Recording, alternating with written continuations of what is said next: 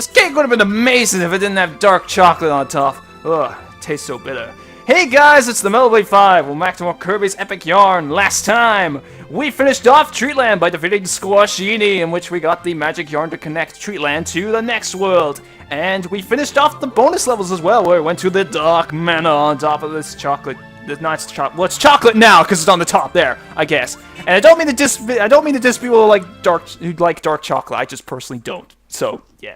Anyway, we're going to use the music track to enter Waterland. And, of course, this is a water world, but I actually like this water world for reasons that you'll see later on. I did not know you could actually go on top of this umbrella. Anyway, we'll start off with Splash Beach. And let's see from the preview there.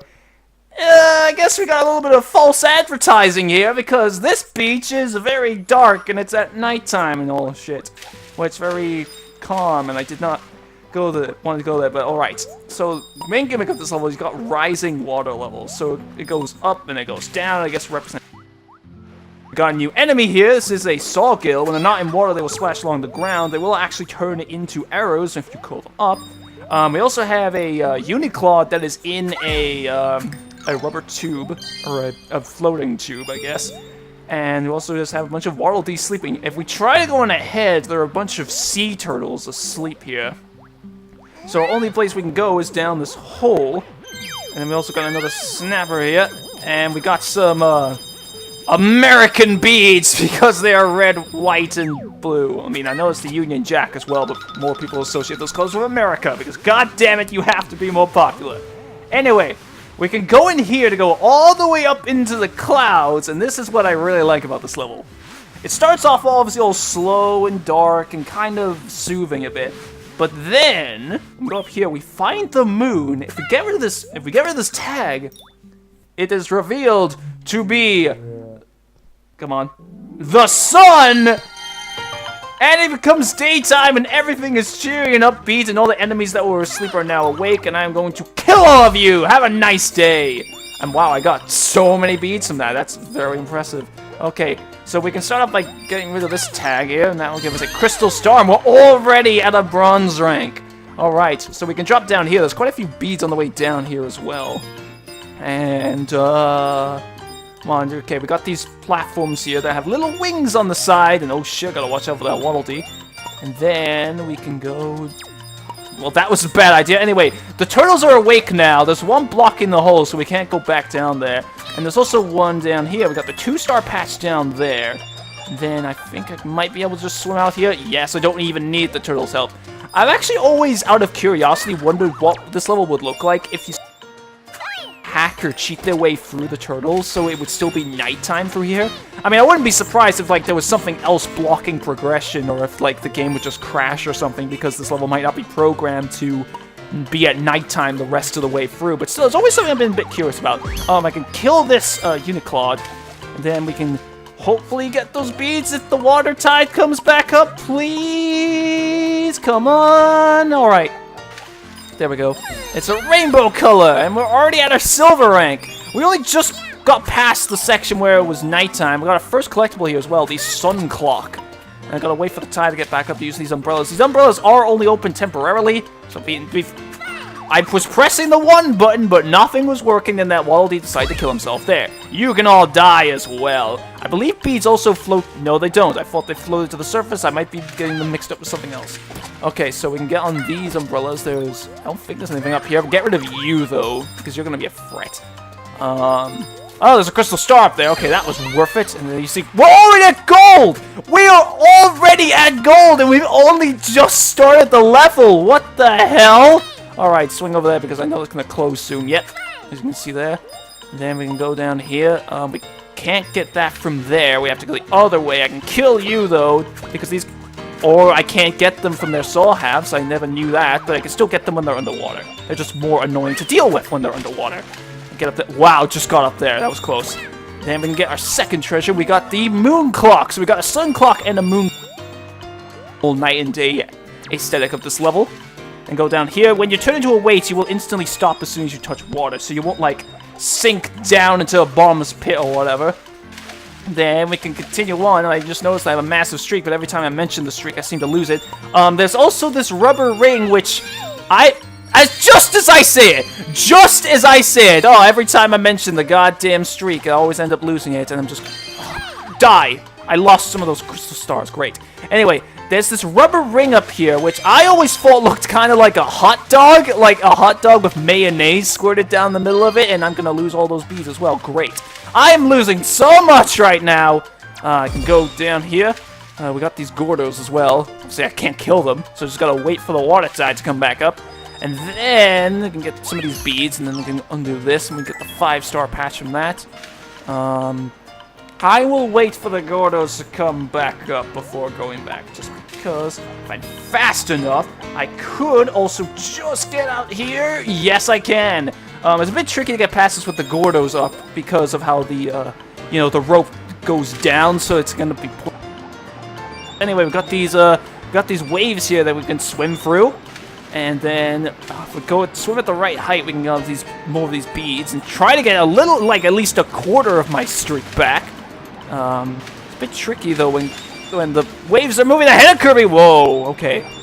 Let's attack here. Oh, what do we get from that? We get the 3-star patch. We get the 3-star patch before after the 5-star patch. Sorry, for some reason I don't know why. It's a bit odd.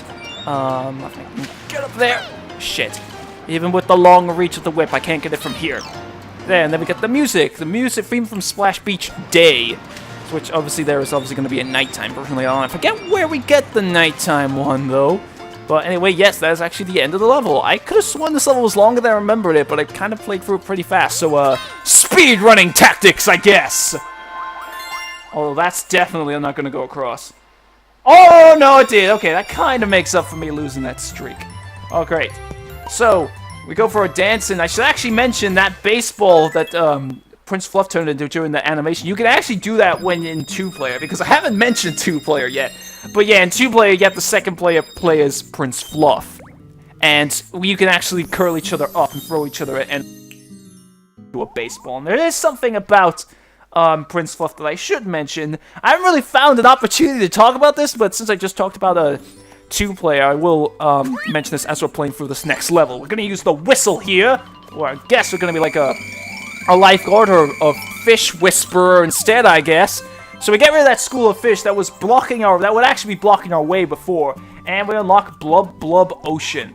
So now obviously you're gonna get to the dreaded part of any water world, the water levels. But we're actually gonna get into the reason why I like this world, because of a certain mechanic. But anyway, as we're going for the beginning part, I should mention the one important thing about Prince Fluff, and the reason why this game is so different to any other Kirby game. I mean, even like some of the Kirby spin-offs, like Mass Attack and that, is because this game wasn't originally going to be a Kirby game. It was originally going to be its own unique game where Prince Fluff would have actually been the main character. And I believe it was going to be called something along the lines of Fluff of Yarn, but I think they changed it to Kirby. I think it was to improve sales, something along those lines, just so obviously to have a more iconic character rather than having an original IP. Even though they later did Splatoon and that worked well, but you know, and yeah, so that's kind of the reason why Prince Fluff is kind of in 2-player, because he was originally supposed to be the main character in this game before Kirby took over that role. So yeah, that's a bit interesting there. That's actually the one thing that happens with blippers. When they touch you, they will die temporarily, because they do what any fish does when they die, and I actually want you, because you can go through multiple of those blocks rather than having to throw 2. If I time this right, I can actually get both of them. Yeah! I can get all those beads. Then we can go through here out this ring and we can get the first treasure. And it's actually another one of my favorite furniture items. The jellyfish light. Because I just really like how it looks, that's all. Anyway, speaking of jellyfish, we got a new enemy here. Those jellyfish enemies that we saw back in Mushroom Run are called sea jellies, even though they're not in the sea. And these are called Jelly Juniors. These guys, they can't shoot spores like the sea jellies, but they still can electrify you, and they do that more often. So they're a bit more like a hazard, really, than an enemy, because they don't actively go out for you, but yeah, they can still hurt you. So anyway, our main gimmick, obviously, for this level so far is these water currents that push us around. And luckily, at least the basic swimming controls, you can kind of mash 2 to go really fast, but I know obviously that could be very tiring on some people's fingers, and I wanted to roll you up, not push you. I can get that, which I can get the 2-star patch from that. Then I can actually kind of swim through the current a little bit. It still pushes you back eventually, but still. Anyway, new enemy here. Anemones, I believe these are called. Yeah, they're perfectly fine aside from obviously their little tendrils, I guess. I forget what that part of sea anemones are called, but yeah, they will hurt you. But you can kill them by throwing stuff at them. And then we should be eventually getting to what I like about this level so much. Yes! We have these rings here, and as you see, we got a transformation. We have Dolphin Kirby, and look how fluid these swimming controls are. These swimming controls are amazing. They are so good. They actually make water levels fun in this game. Also, if we press 1 here, we can actually have an attack, a little bit of a spin attack of sorts, where you can kill enemies. You can even kill the Jelly Juniors when they're electrified, just so long as you don't touch them outside of that attack. And yeah, you can jump out of the water like a dolphin. You can use the attack to actually get some extra height out of it as well. So yeah, got this double rainbow here. Amazing! And yeah, that little thing just kind of shows that you can do that. We can also kill the enemies with the attack, rather than having to throw enemies at them, which is very good, although we can still be hurt by their tendrils, is what I'm going to call them. We can go up here. Dolphin Kirby can actually kind of go on land, as we'll see later, but he'll just very slowly slide over to the next body of water, so it's very brief when you go on land. We have more of these rings. We can actually kill the Sawgills even when their blades are facing us, if we use the attack on them. Then we have these types of rings that are striped. You can swim for these 3 times before they disappear, and you get bees from them every time. I avoided them. We can also swim up these waterfalls. And again, these swimming controls are just so good because it makes the swimming just so precise and smooth and all that, rather than just being so tedious and slow. Anyway, we can get a bunch of these rings here. We're at gold rank now. I was about to say we're already at gold rank, but no, this kind of took longer than Splash Beach did. But yeah, I can jump between these 2 waterfalls to get... Didn't want to do that, but I still managed to get back in midair. I believe there's something up here. Yes, the 3-star patched up there. And this time it's actually before the 5-star one. And then I can hit you. You can very precisely swim through these guys as well, thanks to the, again, the fluidity of the Dolphin's controls. It's like I'm trying to sell it to somebody or something. There's the music track. And did I miss another... Did I miss another one, or is this a case where the music track comes before the second furniture item? Okay, we go down there, and then we can get some more beads. There are a lot of beads in this level, I noticed, so this is actually pretty good for getting money. And then I can swim through them. I can... Oh, God. You're still slightly pushed. You're not as bound to the laws of the weight of the water currents as your or submarine form. Some people say that's a tadpole. I see it more as a submarine, honestly, just because Kirby's got like his foot in the air, like the scope on a submarine. I was about to say telescope for some reason. The scope on a telescope. That would be so redundant. And I don't know why I can't pick up these balls, because you're supposed to do... Why is it not working? You're supposed to get these... Why is it not working? Come on. Okay, there, you're supposed to press 2. Okay, I don't remember that part. Okay, so you hold down 2, and then you do a little dolphin trick here, and you can play basketball with them. If you get that, you will actually get the second furniture item. An aquarium.